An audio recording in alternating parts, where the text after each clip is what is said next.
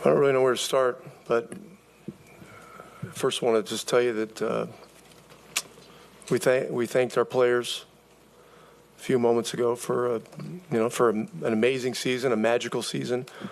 The level of fight was just tremendous all the way through this.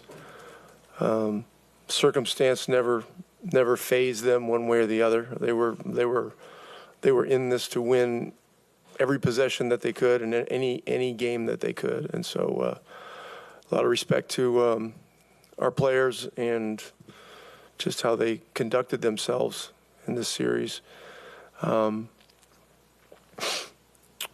So, it's there were a lot of things accomplished this year, and certainly expectations will be raised for next year, which is good.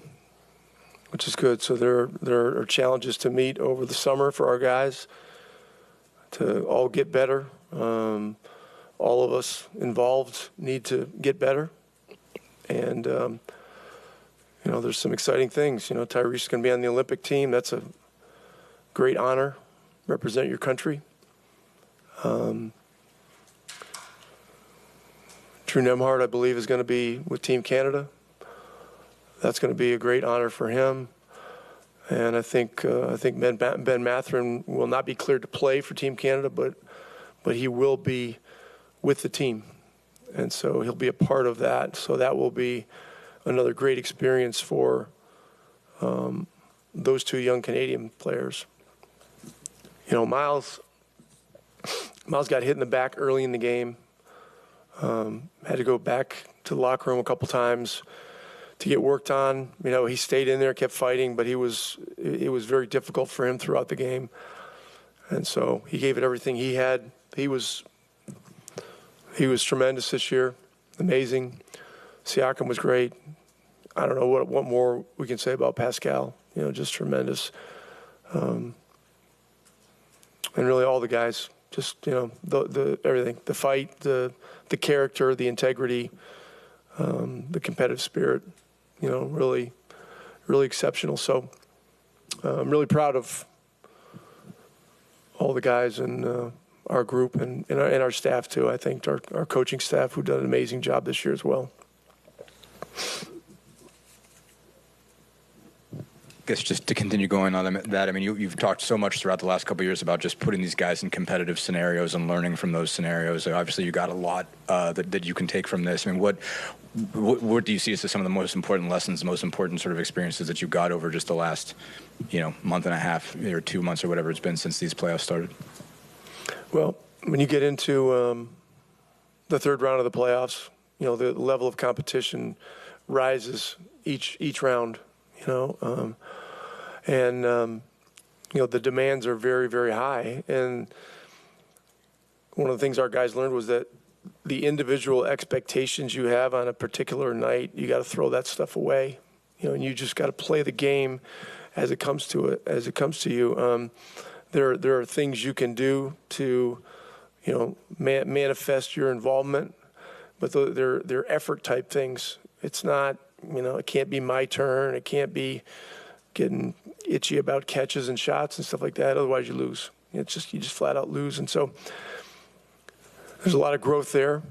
Our guys just got better and better with all that stuff as the games went along. So, and that's one of the things that's hard to understand. But it's really an us against them or everyone thing. That's just how it is. And our guys embraced it. They embraced it, and you grow up a lot playing this level of competition. Rick, how do you evaluate a series like this where in so many games you're so close and right there late but can't quite get over the hump in any of them? Well, I look at the process and the level of fight, our situation with personnel, all that kind of stuff. There's no excuses. These guys, Boston has a great team. They led the league from wire to wire and really ran away with it. And look, they're opportunistic. They don't want this thing to go on any longer. Give them credit for the stuff they pulled off at the end of the last 2 games. They simply made more plays. You know, they blocked shots. They got offensive rebounds. They made key shots. We were unable. I love the fact that, you know, our guys never wavered competitively one inch or millimeter or anything like that. You know, we played at a great level, and we made our share of mistakes. Like tonight, you know, we gambled probably 5 times in the second half that led to at least 10 points for them. And those are discipline type things that you have to learn in this kind of environment, you know. And you know, you swing and miss, and they get a 3. You swing and miss, they get a layup, and it's just. And then if you're unable to match at the other end, I mean, it makes it very, very difficult, and then momentum shifts. And so, you know, those are some of the lessons. Those are like, you know, strategic things and discipline and you know, stuff like that. So, but yeah, I mean, I'm just super proud of the guys. No one wants to get beat 4 games in a row. But there was 0 quit in any of our guys at any point in time, and they represented themselves. They represented the city, you know, the organization, in a very high manner. Get tied for the last 2 games of this series, but those 15 playoff games, getting to see bigger, more complex problems for him to try to solve. Just Who? Ty? Yeah. Just what do you think that can mean for him moving forward? What? Playing these last 2 games? No, not missing like the entire postseason, getting 15 postseason games. He's played enough to get it. Okay, yeah. So, I'm not sure your question. What do you feel like he can learn from that and take into a postseason to work on, you know, new things and grow his game even further? I have really 0 concerns about his game, you know. Tyrese is a great young player. Had some bad luck with injuries, and so, you know, this summer he's going to devote a lot of it to number 1, getting healthy. Number 2, continuing to get stronger, build up his strength. You know, you don't realize the toll it takes playing an extra 14 or 15 games in the postseason and playing virtually every other day against the highest level competition. So, you know, that's something that he can take away, and all of our guys can, you know, and as they make preparations this summer for next year, you know, conditioning is a very, very important part of it. Strength and conditioning is very important. Rick, Nembhard had the ball in his hands a lot these last 2 games and put up big numbers. Is that all we saw, or did we see something? Is he becoming something? Have we seen it kind of emerge here? And Nembhard's done this before. You know, when Tyrese is out of the lineup, you know, he just understands that he needs to carry more of a load. You know, there's been a lot of talk about him really throughout the playoffs. He had great series against New York and Milwaukee as well. And not only that, he's defending at a high level. You know, so you're seeing a young player that's tough-minded, resourceful, and highly competitive. That is fearless, and that is, you know, has embraced these challenges. And so it's not any accident that Team Canada's been trying to get him on board for the last 2 summers. Rick, you talked about, you know, Miles and what he went through to play tonight. Just throughout his career here in Indiana, what has he meant as a connector and just bridging that gap between the new or the old and the new with this team?